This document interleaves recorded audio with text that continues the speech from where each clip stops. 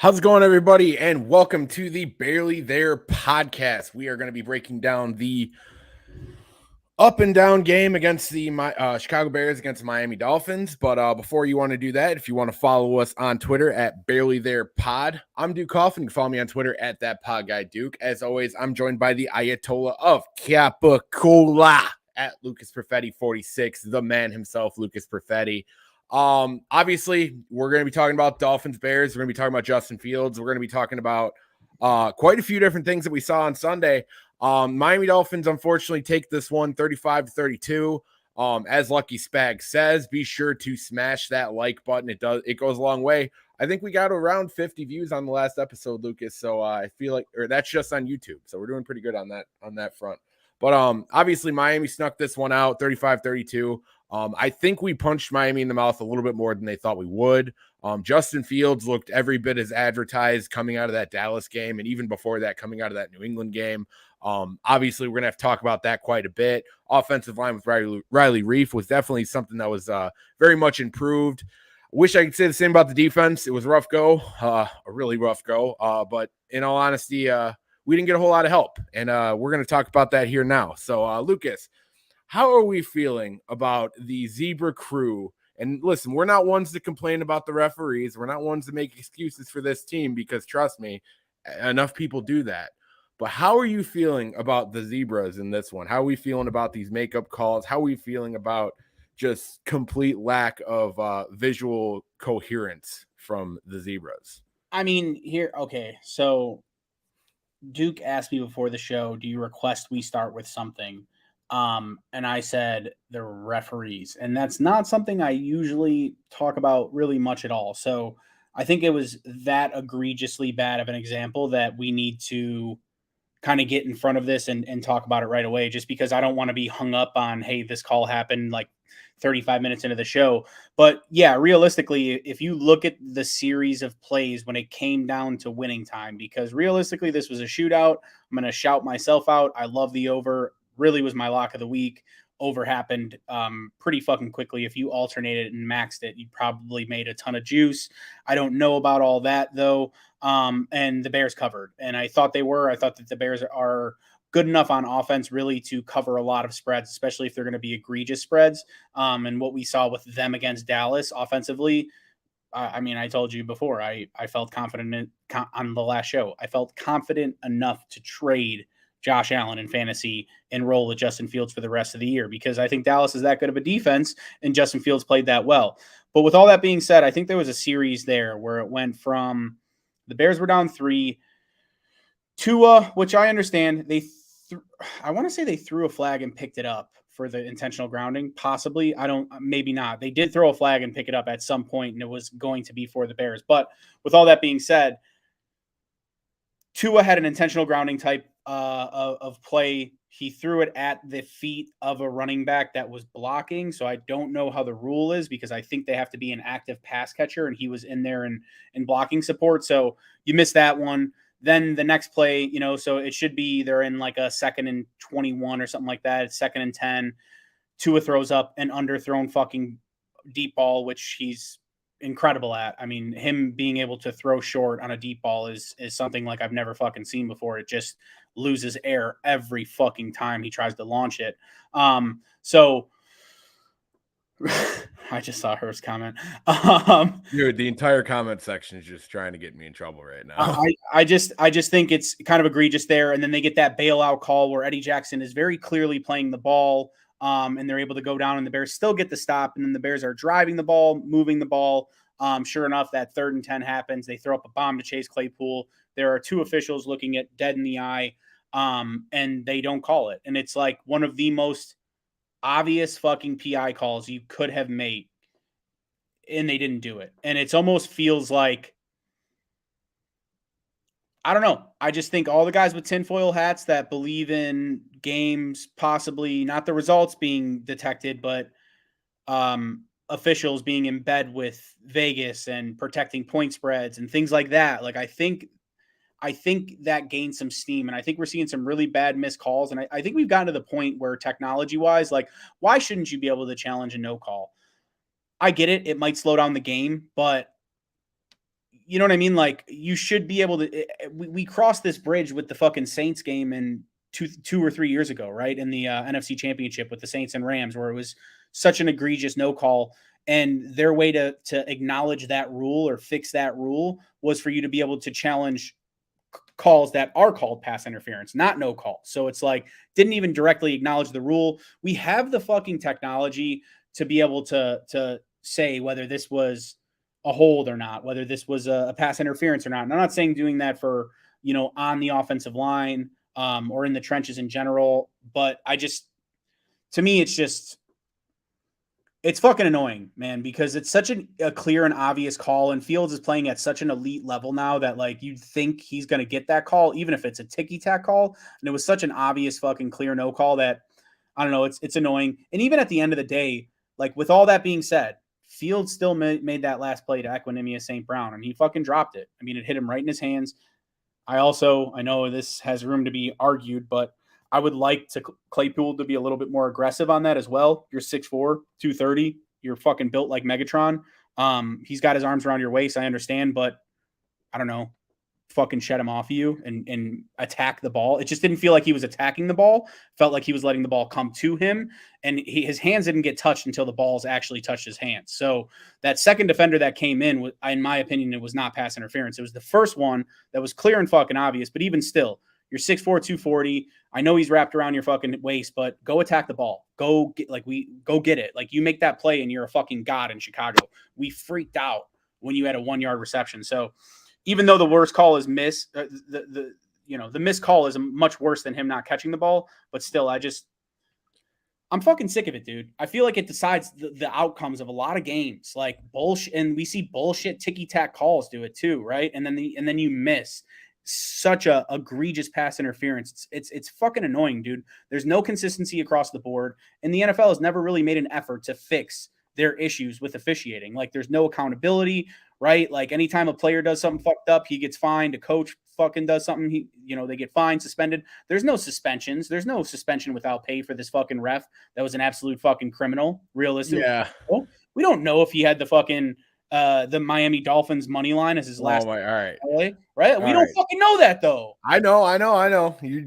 You stop me when I get a little tinfoil, so I'm just trying to get a little bit ahead of the curve here. Plus, I mean, there's a lot that you just tossed down. I want to kind of dig deep in a little bit before I let you talk for 45 minutes, like I know you would. But no, there. To the point where it's fucking past frustrating. Like, it is, dude, and it's infuriating. And like, as somebody who's very much like in like the spirit of the game, as somebody who doesn't totally buy into like the conspiracy theories that go along with like professional sports, because I try to see the better side of things. Like, dude, when you see calls like this around the league, like it makes you question, dude. It makes you question, like, does this referee have the under? Like, they're stopping this team from score, like they're literally stopping team from scoring. Like, you even look in the Kansas City game. If anybody caught that last night, where they got 3 attempts on the 2-point conversion to tie it up, like with like 2 minutes left to go. And on the second play in particular, the first one was a ticky-tack call in the first place. The second one, Travis Kelce just flat out fucking decided to bear hug somebody and throw him to the ground, and somehow that got called defensive holding. So like, there's some weird stuff going on. And then you have, a guy like Chris Collinsworth up in the booth just talking about how great everything that Patrick Mahomes does. It just kind of makes you wonder. Because we've seen this over the years. It's not even just a this year thing. It's not even just a this week thing. It's something that constantly happens. And like, we see makeup calls that maybe kind of try to play into it a little bit, where like it's almost like the ref not acknowledging he fucked up, but him acknowledging that he fucked up on a call before. But like, it just never felt like we got that benefit of the doubt at all during this game. And honestly, you brought up most of the like main examples that people have been talking about, but I think the one that might it upsets me a little bit less than the Claypool one, because Claypool was flat out getting bear hugged from behind. And the referee was right there. Like, I don't know how much more of direct contact. And how do you not get a makeup call the next play?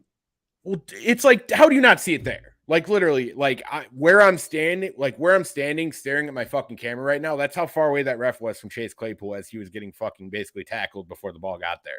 Like, it's disgusting. Like, if Claypool wasn't 230 pounds and 6'4", like, he's on the ground getting tackled. You know what I mean? That's how badly he was getting fucking bear hugged on that play.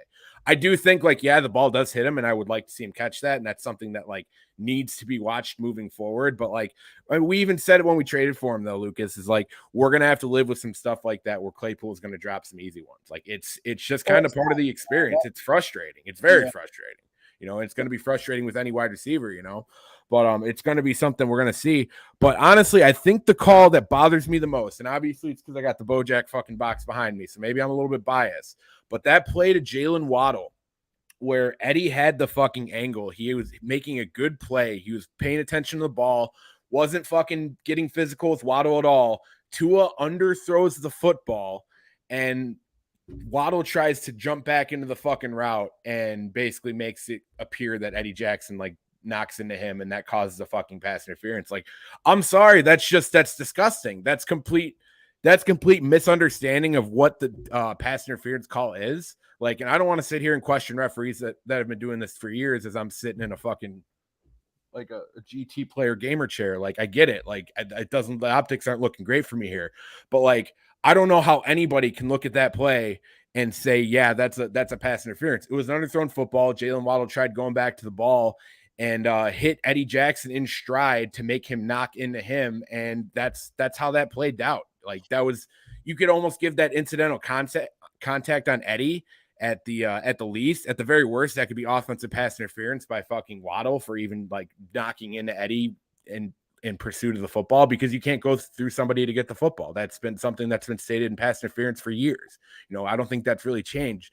So that play right there disgusted me, I feel like, more than anything. And especially when we were not getting calls like on the Claypool play, you know what I mean? And there had been a couple plays before that had been a little iffy. They got bailed out on a few Tua deep balls, and honestly, like, it's disgusting, dude, because it changes the entire trajectory of the game. Like, dude, if you want to call a 5-10 yard holding play every once in a while when it's egregious, like I have a hard time arguing with that. Or like, illegal hands to the face or a face mask, obviously everyone hates the rough in the passer, but if like we get to Tua just a hit like a little bit late and we fucking put him into the turf, like I understand something like that. But like a pass interference has so much, like it can easily be the most damning fucking penalty in all of football because of like what goes into it with fucking yardage, especially if it's a 15-yarder. And it's something that completely changes the trajectory of the game for us, because if we get a stop on that drive, like, or at least we're in fucking business. Yeah, at least like if you get the call wrong, like you're watching it, because they always deliberate for a little bit before they make their actual official call. Call it a 5-yard holding, give them the first down, but don't give them the fucking ball at their own, what was it, or at our 40 or 35. Like, I just think it's fucking bullshit. But to move on from the officiating, because Tua did get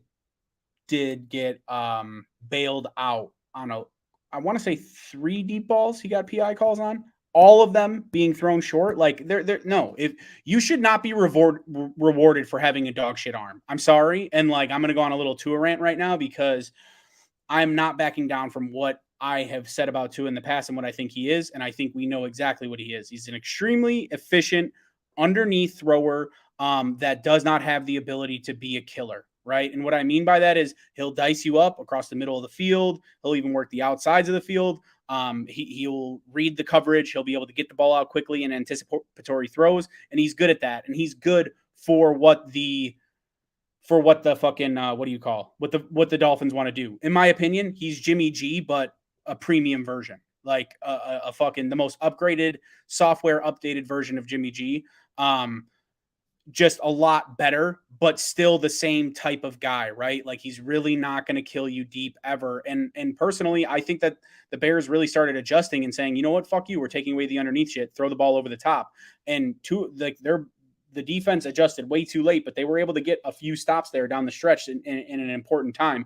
At the end of the day, dude, there were throws that a killer makes to put, like a lesser team down. I mean, we're talking about a team, way big talent fucking gap here between the Dolphins and the Bears. There were multiple times that he could have put a fucking bullet in us, and he could not do it because he doesn't have the ability to do it. He just that 4th down in particular. He does not have the kill. Play. I'll die on that until he consistently makes those throws. I will die on that. Don't show me one highlight of him hitting a deep ball where it's really 35 yards and he hits Tyreek in stride, but Tyreek's got a fucking guy on his back and he slows down a little bit and fucking adjusts to the ball. No, show me like him taking the top off of the defense, because it doesn't happen consistently. And it's actually more of a rare sighting than anything. So, well, I mean, offensively, and what we were going to be offensively, I think we kind of predicted that, right? Like we knew what they were going to be able to do to us and they did it effectively, but he doesn't scare me as a quarterback. Yeah, well, I think it's a little bit more frustrating to have a guy like Tua knowing that he's kind of just that one dimensional. He's just an arm. It's not like he's really mobile. It's not like he can really move around all that much. Honestly, that hip injury at Alabama, if anybody knows what I'm talking about, it really kind of killed a lot of his mobility that he did have, because he used to be able to move it around quite a bit and he just flat out doesn't do it now. So yeah, it's something that's gonna burn him down the line. Like, if we're being honest, like once it gets to playoff time, like legitimate defenses are going to be able to fucking eat that up. You're not going to do that. And I will say the one thing I'm glad we did kind of do with them on defense on a day where we really didn't play great defense at all, is being able to be like, yeah, we're gonna play cover 3 over the fucking top. We're gonna dare you guys to beat us deep. You go ahead, just fucking kill us underneath. Because would you rather have a guy like Tyreek Hill who can run up and down the field like 80 times and barely break a sweat? Like, would you rather just give him a free release downfield and hope he beats you? Or would you make him catch passes over the fucking middle, keep him in front of you, and make him try to fucking work a little bit extra to get those extra yards? You know what I mean? Like, he's a guy that, like, the way to capitalize on him. And I felt like the Buccaneers a couple years ago when they played the Chiefs in the Super Bowl did a really good job of it, is like, make Tyreek beat you underneath, make him go make an extreme play. You know what I mean? Like, because if you give him that release downfield, he's going to burn you every single fucking time. And we saw it with Vildor, you know? And honestly, if we're going to be talking about defensive pass interference, that was probably the correct call. Vildor was fucking Jesus. Even still, though, he was in a bad position. He didn't get his head turned around, but the receiver had to stop, turn around, and then come back to the ball. I get it. It's a pass interference. You're right. Correct call, right? By the way of the rules. But again, it's just rewarding your quarterback for having a dog shit arm. Like, I'm sorry. I know we're sitting here shitting on Tua, and we should really be talking about Fields truly just pulling his meat out and twirling it until he turns into a helicopter. But you know what I mean? Like, the reality, I mean, it just ties in so well with what they were doing with some of those calls. Because I think even when you get pressure on the guy, not like a terrible game not to have a pass rush, because I was freaking out at home, just like, dude, bring an extra guy, like get him heated up, because anytime there was any semblance of pressure, I mean, he was dirting the ball. He looked like shit, dude. It's just when things are perfect, he is going to tear you the fuck apart. And he did that for the better portion of the game. But if you're asking me, would you rather have Justin Fields moving forward or Tua? It's not even fucking close, bro. Like, it's not there. And Tua's got all the passing yards in the world, and Justin only threw for 112. But it's not even fucking close, bro. Dude, when you have the opponent's team head coach and some of their like most relevant players in the locker room talking about Justin Fields more than they're talking about Tua, I think that says it all right there. Like, it's very obvious that it's not just a Chicago thing. It's not just Bears fans, beating their meat to the fact that Justin Fields looks like a great prospect. It's the NFL starting to be put on notice a little bit. And honestly, as crazy as it might sound, I feel like the person who really started churning this was fucking Belichick. Like, I think Belichick was the one who saw this kind of like coming together before really any of the other head coaches started publicly saying things about Justin Fields, because it was always like, yeah, Justin, he does a lot of good things. He looks, he can definitely move around. Whereas Belichick, dude, he goes on that like fucking 2-paragraph rant and talks about like, how he thinks Fields is a fucking dog, essentially. You know what I mean? Like, he's a guy that you have to respect. And I think we've seen that moving forward, and I feel like Dan Quinn knows exactly who Justin Fields is now. I think the Miami Dolphins know exactly who Justin Fields is now. Obviously, Bill Belichick knows exactly who Justin Fields is now. It's going to be kind of nice coming up with the Lions game to kind of have the NFC North kind of have a little bit of an understanding, like, oh, shit. this Justin Fields guy might actually be legit, because that's honestly something I've even heard from Packer fans after this one, obviously, because none of them wanted to talk about their game yesterday, which, by the way, Green Bay Packers, they lost to the Detroit Lions. Awful. Yeah. They lost to the Detroit Lions. Aaron Rodgers threw 3 interceptions. It was fucking incredible. It was amazing to watch. But all of them have talked about, like, I had multiple people come up to me today, because obviously I work in Wisconsin, and they're like, man, how about Justin Fields? And like, I told him that stat about the fact that Justin Fields broke Michael Vick's single game rushing record for a quarterback yesterday. And you should have seen eyes pop. Like, they were like, wow, really? Because it's crazy that not only can he do that on the ground, obviously Justin Fields 15 carries, 178 yards and a touchdown, with the long touchdown 61 yards, which was a freaking masterclass. It's crazy that he can also do that through the air, because that was something that Michael Vick couldn't do early on. Yes, he could throw a deep ball, no doubt, but like, he wasn't gashing people up for 17 for 28 and 3 touchdowns. You know what I mean? That's definitely something that like is a little bit different when you look at Justin Fields. Like, yes, obviously his legs are his talent, and his legs are the most dangerous part of him, but he's a guy that, honestly, if you give him time in the pocket and let him kind of work, like, he'll churn you up, man. Like, he will abuse you if you do not pressure him. And if you do pressure him and he gets out of the fucking pocket, good luck, man. And I think that's where we're going to start seeing like the best version of Justin Fields. I feel like this game was the best version of Justin Fields we've seen yet. Honestly, I think the Dallas game was really fucking close, because he looked incredible in that game as well. And I feel like he was playing against a far better defense.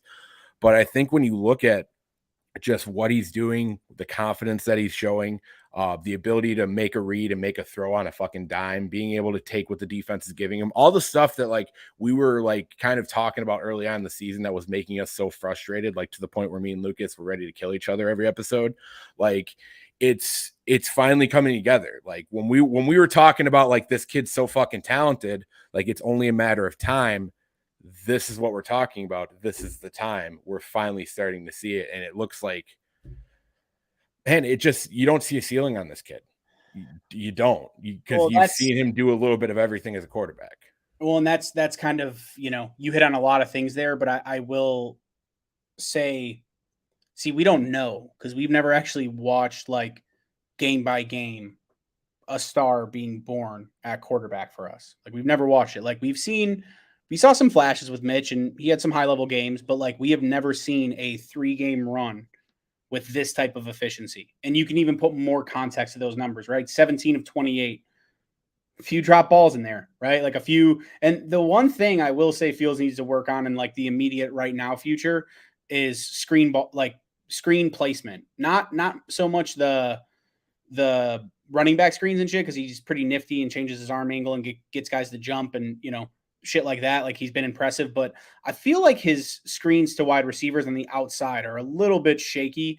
Obviously it's, it's kind of like that fucking, I'm trying to think of the movie, but you can throw a ball a mile, but you can't fucking hit the pitch. Oh, what is that? Sunshine. Remember the Titans, right? Like, you can't hit the pit. Like, it just seems like it's something that's kind of hindering him a little bit. But the reality is, I said this last week, I think he's the best running quarterback in the league. He just broke the record, right? Like, I literally said this last week, because I think in terms of overall high speed, he's faster than Lamar Jackson, not as twitchy, but definitely has elite change of direction, and he brings a load like Josh Allen. So I think he's the mix of the 2 best rushing quarterbacks in the league right now. But I think we're like slowly seeing this kid really be, and I would think of it, dude, 1 week after I was like, dude, I'm fucking worried. Like, that whole podcast, 1 week after he started to like start putting this together, right? Like, if I would have just waited one more week, that take wouldn't be out there, but it is. So, I'm totally fine with. There's nothing wrong with being worried, though, because Lucas, we talked about it, and somebody who really didn't waver from Justin Fields, like, I was worried too. Like, it was hard to justify how he was playing early on, because it's like, this kid is too talented for this shit. It was just, dude, it's one thing if you're like, okay, obviously NFL's not working out for him. Like, he looks like somebody that looked great in college, but maybe he doesn't have it in the NFL. But like, we knew, even Lucas, when you were down on him, you knew, like, this kid's we've seen too much from this guy. It seemed like something was broken internally, to be honest. Exactly. Like, there was Like something just wasn't connecting. You know what I mean? That's why like we were just trying to find like me personally, I was trying to find anything that was not like Justin sucking because like I knew that wasn't it. Like talent wise, like he's one of those guys that like you just look at him and it's like, man, it's only a matter of time before he gets it together. But like it was frustrating because like he was just not doing the simple things right. You know, he was just not doing the simple, like he was not taking the check down. He was sitting in the pocket too long. He was waiting too long for plays to develop downfield. He was not, yeah, it's almost like he was afraid to use his legs the first few weeks because like he didn't want to be labeled as like that running quarterback in a sense. Helped for sure. And I think we want to see that flipped in the future, right? Like, but even still, he's running a lot, but I don't think he's taking nearly as many hits as when he was sitting back there in the pocket like a fucking sitting duck. Like a lot of times he's getting out of bounds or he's sliding, you know, he's taking little shots, but not like, dude, I think you take some of the most brutal hits really when you're standing in the pocket. So I feel like a lot of that, and even the offensive line comes into play with that. But I want to call back to what you were saying. We give Matt a lot of shit in the group chat, but I don't even know how to say this. Sudiria Mateo. He's a Jagoff if you want to go follow him, but this is probably his best tweet he's ever put out. He organized, some of the things Dolphins players were saying. I'm glad we don't have to see him again. Eric Rowe, Justin Fields is legit, man. He's a monster. Jalen Phillips, special. Melvin Ingram. We had different ways to stop him and couldn't. Jerome Baker. I mean, these aren't fucking random dudes in the locker room. These are their heavy hitters, all being like, holy shit. So yeah, you better believe not just Packers fans or not. Like some people will deny it. Vikings fans will still be here and tell you Kirk Cousins is better and you know they're going to win the Super Bowl. But the reality is, Kellen Mond is the future, baby.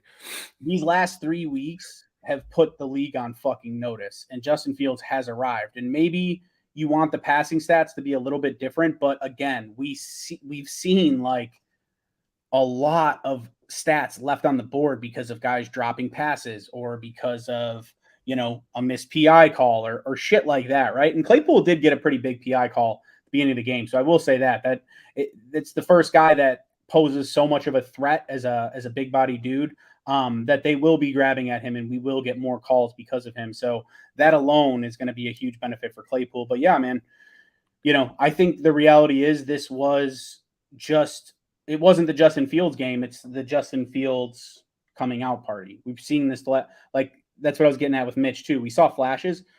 We've never seen a 3-4 game stretch like this. No, it was, and that's why it's hard to admit this because obviously we're big Mitch guys, but like even that 2018 season that we kind of pine over that kind of showed that like he can be a legitimate NFL quarterback.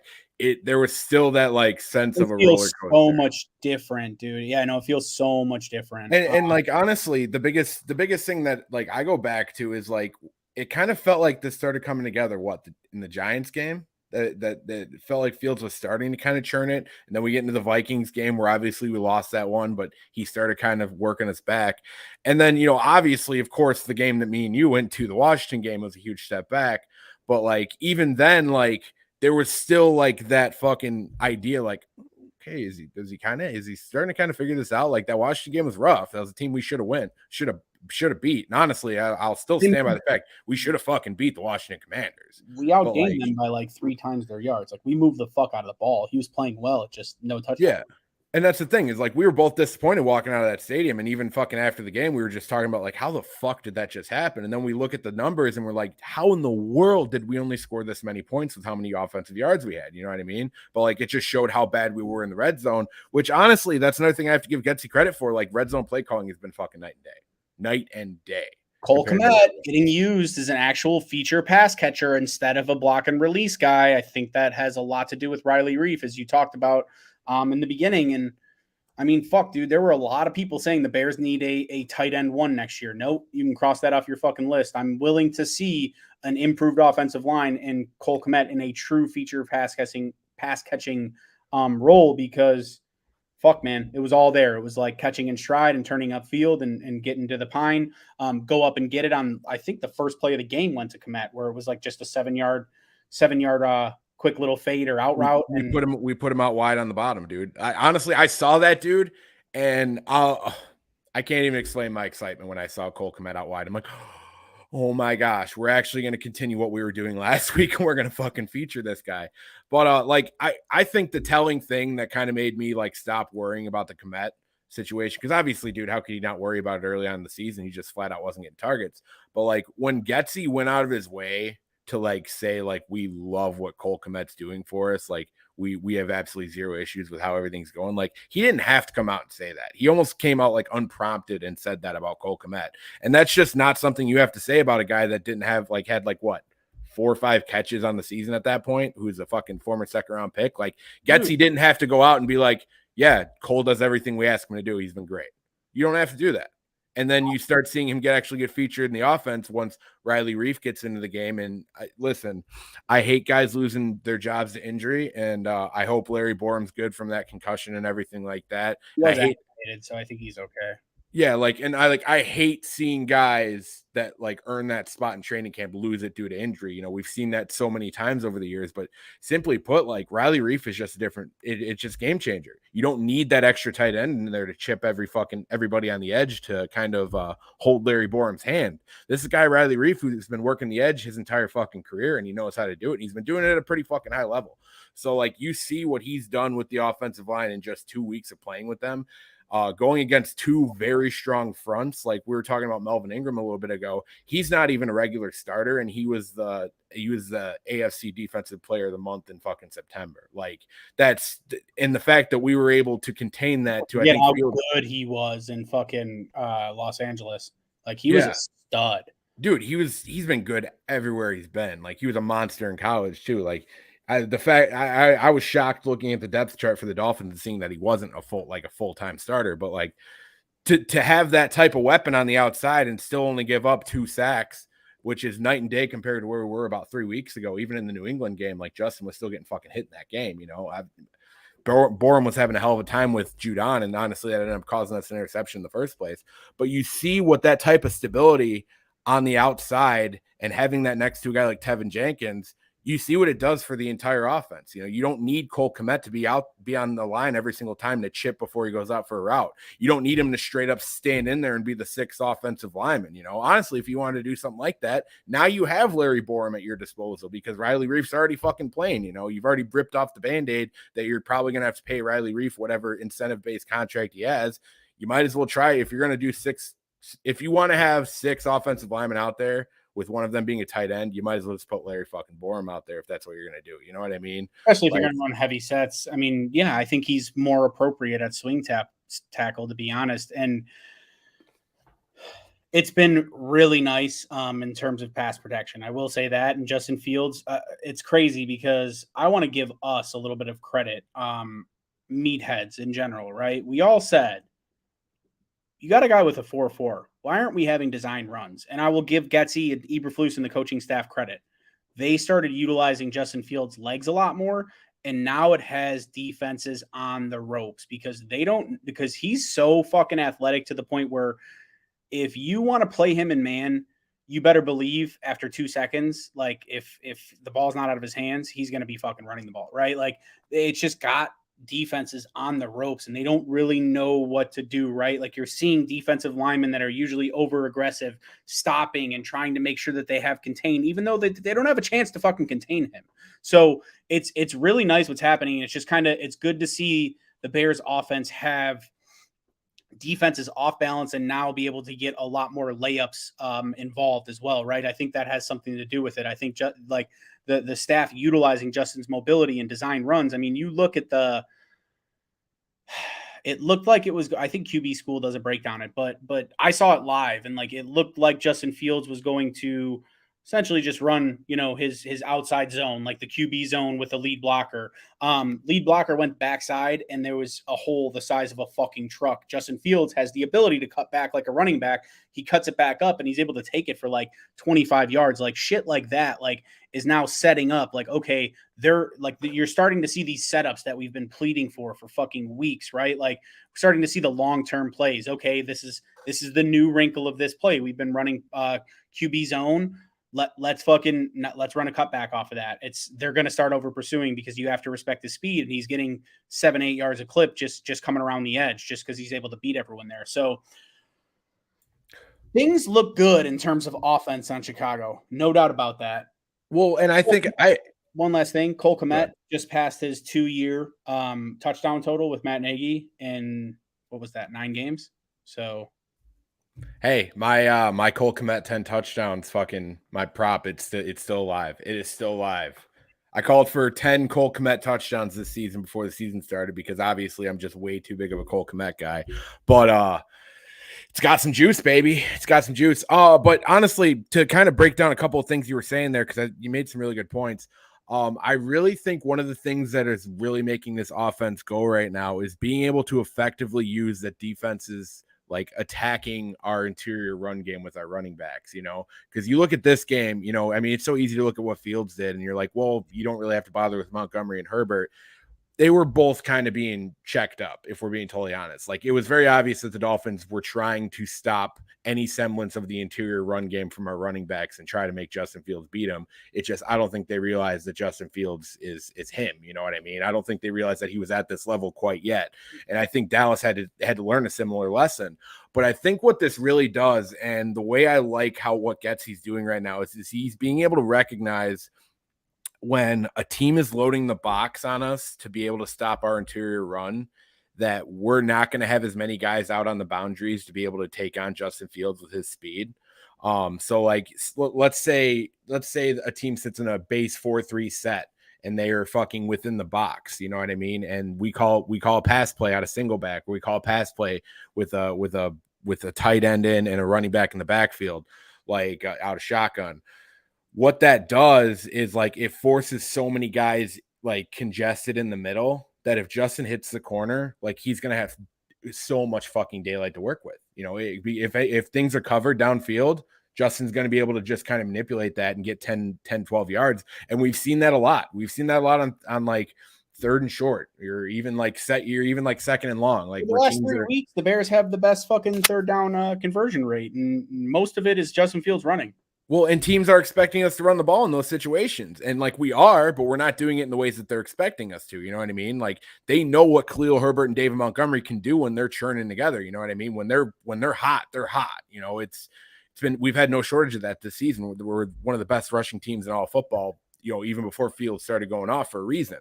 Like, I think what we're just being able to attack really well with Getsy right now, and obviously Fields deserves a ton of credit on this as well, is like there's just not enough guys in the boundaries to be able to deal with that. Like you can hope to contain him in a situation like that with a defensive end, but like it just flat out won't happen. And when you don't have secondary help, when you don't have that nickel corner or a safety in the box to come fucking like chase him down, like that's how he's going to get those 25, 30-yard runs. Like Justin's not just running the run. Justin's taking advantage of what the defense is giving him, and the defense is giving him wide open fucking boundaries because they're forced to load the box against our run game. At least that's how I see it. And I feel like he's done a really good job of kind of taking advantage of that when he was not early on in the season.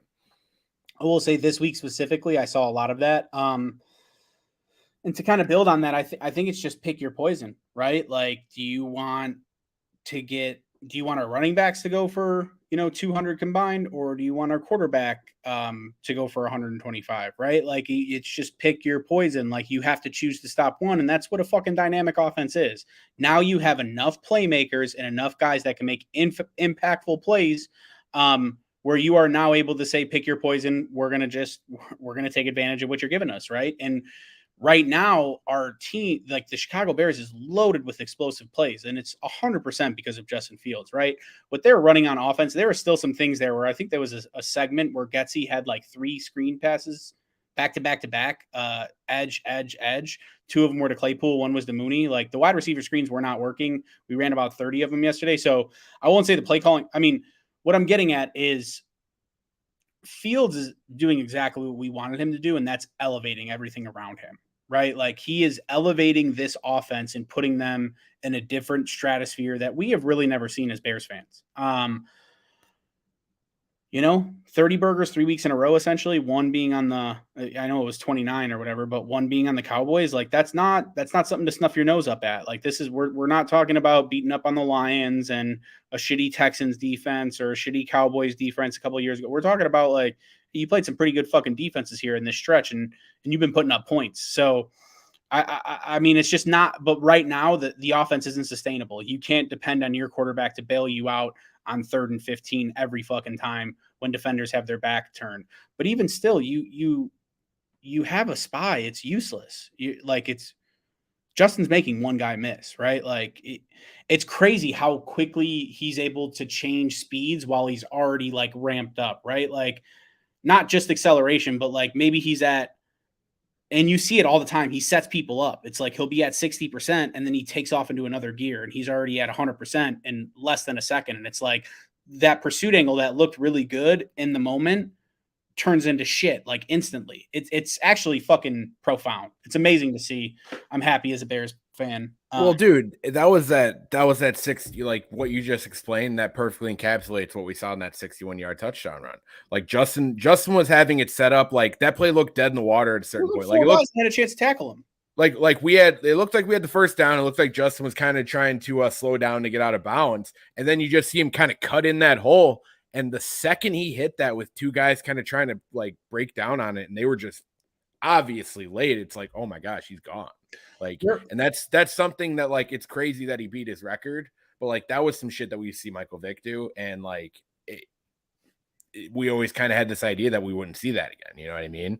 And even like I said earlier, like Vic was a little bit limited as a passer when he was making people miss like that. We're not necessarily seeing that too much with Justin. I think that's just what makes this whole thing so fucking scary. Cause like you look at that run alone and you're like, oh yeah, dude, Bears have a really good running quarterback. And then you go look at the box score and you see they have 3 fucking passing touchdowns. Like it's something to see. And honestly, we have not brought it up yet, and it's something that needs to get brought up. If, you know, we can give the Cole Kmet touchdowns credit. Like Cole made a really good play to get that first one. The second one, Justin faded right to him, and that was a great play as well. But I think that touchdown to Xavier Howard was like the fucking big time throw of the goddamn week for Justin. Like, dude, you couldn't have thrown that any more perfectly to Darnell Mooney over a fucking all-pro corner dude, he had so much confidence in that throw. He did not think twice when he saw Mooney where he was, even if it was Xavier Howard, dude. He fucking, and that's how you beat. That's how you beat great corners. You fucking don't think twice and you go at them immediately. And it was incredible to watch. It was a good catch too, but the throw was extremely high level. Like it was dynamite. We're talking next level shit. Like there's no shot anyone but Darnell Mooney has a chance to get that. Yeah, man, it's nice. It's nice that the tide has turned a little bit. I'm sure we'll see some bumps in the road and some kinks in the chain, but you know, it's nice to have the league be in awe. I mean, Michael Irvin and Ryan Clark just did a cracked out segment about how Justin Fields has arrived. Like it's nice to see like the Bears being spoken about in a different aspect than what they were, you know, 6 or 9 weeks ago, 10 weeks ago, whatever the offseason was. Fuck, man. He's just, dude, he's legit. Like and dude, if you jumped into this podcast in the middle of it, would you believe that we fucking lost with the way we're talking about it? It's just, that's how good he played. It's crazy. I'll have moral victories for 1 year. Because we'll get into the offseason stuff with how this team realistically could have been a lot more competitive this year than we are, and all those things. 10, 100%, 10. A fucking 10. We'll get into that stuff, but realistically, with the way Justin Fields has progressed, we might not have needed a full teardown. We might have been able to do a soft reset and been a playoff team this year. But like I said, we can have moral victories for this year. Next year, we need actual wins in the win column. Well, Lucas, I mean, and I don't want to beat a dead horse, and I don't want to be told by some fucking YouTuber that I should go be a Baltimore fan. But let's go smash that fucking Baltimore Ravens game. Go watch Roquan Smith. Fucking, you know. All I'm saying is, and I say this as like a big fucking Jackson, fucking a lap jumps on that the second. Sanborn had 7 tackles too, and he actually looked good in run fits. And I do think like it's like the bat signal went off. I'm sorry, I had to bring it. I would have liked to actually seen Roquan and Sanborn together, because I think that pairing would have been really fucking nice. I mean, you talk about it's, you know, Will linebackers are supposed to lead your team in teams, and they're supposed to be the leading tackler, and it's normal for them to have double-digit tackles every single week. No, Nicholas Moreau had fucking 4 tackles, brother, in the will spot. Jack Sanborn played a lot better than Nicholas Moreau did. Yeah, dude. And if we want to go straight eye test, like Moreau looked bad, and Moreau has looked bad like for about 3-4 weeks now. Like it's not just like, oh, Nick, and we both like Nicholas Moreau. Like going into the season, it's I not. think he looked. There were a couple. He made a couple plays though. At least you were able to see him splash this week. The Well, week I mean, been just getting his shit rocked. Well, see, the problem is like he'll have that splash play because he had it in Dallas. He had that one play that he got a tackle for loss, and I'll give that to him. Like that was a great fucking read on that play. But there were so many times where like you'd see him and Sanborn kind of communicating in the backfield, and like it looked like Moreau was more out of fucking place than a guy who was an undrafted free agent. You know what I mean? And that's staggering to me. And I do like the point that you bring up of where we should like it would have been nice to see a little bit more Sanborn and Roquan. Like we saw like a tease of it in fucking Dallas, but like Sanborn was playing the same. Urlacher needed a thumper and Briggs. Roquan needed a thumper next to him. Well, dude, you had Sanborn playing in Sam during the Dallas game, and then you play him in Mike, which, in all honesty, I feel like is his fucking best position with where he's at or where he could definitely be. Like that would have had him playing directly next to Roquan, and I feel like we wouldn't have had as many fucking issues on the interior that we did. I don't know, man. I think there was definitely some people that were going at Sanborn a little bit. I'm not going to sit here and say he played a perfect game. He definitely looked like an undrafted free agent. There's no doubt about that. But well, actually, no, I'm not. He didn't look like an undrafted free agent. He looked better than that. He looked like a rookie. You know, I will actually say he looked like somebody that a team drafted and actually is trying to develop. Tackles in your first start, and I mean, I felt his presence on multiple plays, like multiple running plays. Well, and it's going to be a situation where we're going to have all season to get a good look at what Jack Sanborn is. You know what I mean? Like he's going to have growing pains. There's no doubt about it. You know, and it's a situation where that's just kind of the reality of it, especially because he didn't get a ton of reps leading into this outside of special teams, outside of that Dallas game. You know, like we'd heard teases of like, oh, Sanborn's starting tonight or Sanborn's starting this Sunday, and then 0 snaps. You know what I mean? Like, so it's going to be nice to see him get a good look. It seems like Eberflus, anytime you bring up Sanborn around Eberflus, it seems like his eyes fucking light up. So like, it's obvious he really likes the kid. Maybe he wanted to bring him along a little slowly so he doesn't look completely lost out there. But dude, if Sanborn can end up being a piece for us, like that saves us a lot of fucking headaches when we're looking at reconstructing this defense. Because like I agree with you, Lucas. I don't know if a full-blown tear down was necessary. There was definitely pieces that needed to go. There's no doubt about that. Actually, hey, Joey, I do got to bring this up. Jack Sanborn did catch the fucking cheetah from behind on one play. Let's be real here. I don't care. I don't care. I'm going to fucking take it. It's a dub on my end. Just giant dub. Yeah, it sounds like we're closing out pretty soon here. So one last note I want to make because it came back to me. If you were to take like 6 instant pictures, right, or whatever of that touchdown run, like they had him in a still shot, it would look like they had him dead to rights 4 times, and he had absolutely no chance of scoring on that play. Like that's exactly how it looked. If you slow it down and were to take some screenshots. I mean, fuck, dude. He didn't even get touched. Like, that's how insane this guy is. And Mooney actually made a key block on that play. The only guy that had a chance to make a fucking tackle on him, Mooney was able to come in and smartly just slow down in front of him. Yeah. No, honestly, I think the best way I could put it is he looked like Devin Hester returning a punt. It was absurd. It's absurd, actually. Yeah. Like, it's like having that type of explosiveness at quarterback, and that's something that, like, outside of us having never having like a quarterback this talented besides maybe a Mitch and maybe a Jay, like we've never had a quarterback with that type of athleticism. And that's just, dude, it's electric, man. It's fucking electric to watch. And that's why before the season started, like we were talking about, like, sure, dude, we don't have this team winning 10-11 games like a lot of other people. We don't have this team running the North in year 1 or any shit like that. We don't have this team just completely dominating people, but we said it early on, this team is going to be a lot of fucking fun to watch. And dude, even in a loss against a team like the Dolphins, like this team's a lot of fucking fun to watch. Even last week against Dallas, it sucks losing. It always sucks losing, dude. There's just no denying that.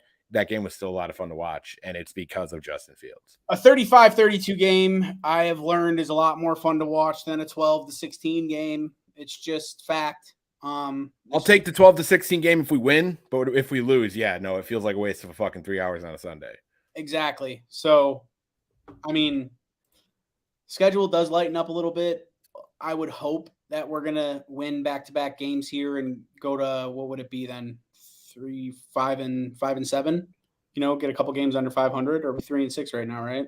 Yeah. I would like to see them win back-to-back games against the Lions and the Falcons, but even still, like, I thought for some reason the defensive fronts were going to be getting less overwhelming, but like the Jets have a really good front, the Bills have a really good front.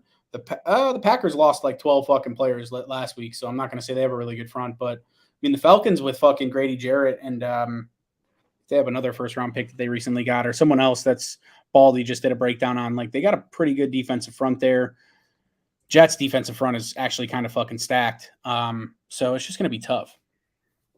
Yeah, no, for sure. It's definitely going to be a situation where I don't know, man. I'm still feeling a little optimistic towards 8 games. I feel like I've been sitting at that all fucking year. I feel like it's still within reach, especially if this offense, especially if this defense, I guess, because I want to focus on the defense being somebody who fucking gets it together. You know what I mean? Because I understand losing Roquan sucks, losing Robert Quinn sucks, but we need to find some semblance. We have a defensive-minded head coach. We have a guy in Alan Williams that I like. I think he's a pretty good fucking defense coordinator. But we're gonna need to when you trade a guy like Roquan Smith, it's time to be okay, show us who the fuck you are as defense coordinator. You gotta at least force 2 fucking punts in the first half. Because, dude, you know what, Vic? You get a couple stops. All right, because somebody fucking tagged me in a tweet with the saying earlier. Fucking make chicken salad out of chicken shit. Just do it for me. But anyway, just before we close out, Joey, what I said was Jack Sanborn is faster than Tyreek Hill in a straight line race, and he completely chased down Tyreek Hill and made him his little bitch. But anyway, all right, so that's a good place to stop. Lucas, unless you got anything else, but I think you said that's kind of the last point you had. No, go make fun of Adam Schefter for being shirtless on fucking Monday Night Football. Oh my gosh, that sounds fucking terrible. But all right, anyway, this has been the Bailey There Pod. I'm Duke Coughlin. Be sure to follow me on Twitter at that pod guy Duke. As always, I'm joined by the Ayatollah. Turn the volume down if you have headphones on because it's the Ayatollah of Capicola, Lucas Perfetti. You can follow him at Lucas Perfetti 46. I'm going to do it every single week, so prepare yourself. Be sure to follow the pod at Bailey There Pod. Be sure to hit the like button. Be sure to subscribe. Dude, subscribe to us on Spotify, Apple, YouTube. Be sure to join a bunch of live YouTube guys today. Usually, chat was lit, man. Honestly, the YouTube's been starting to pop off a little bit. We're still at, I think we're at 39 subscribers. So if you're listening on Spotify and you're like, these guys are total jagoffs, so we want to tell them off. Dude, come subscribe to the YouTube channel and tell us, man. We love live viewers. We love kind of interacting with anybody. Obviously, we're gonna have our locals like Alap Desai, but we like bringing in new people. But anyway, yeah, be sure to rate us on Apple, Spotify, all that stuff. Get us on the algorithm, man. We got to work that algorithm game to get noticed. And that's all I got. We've been barely there. Bear down.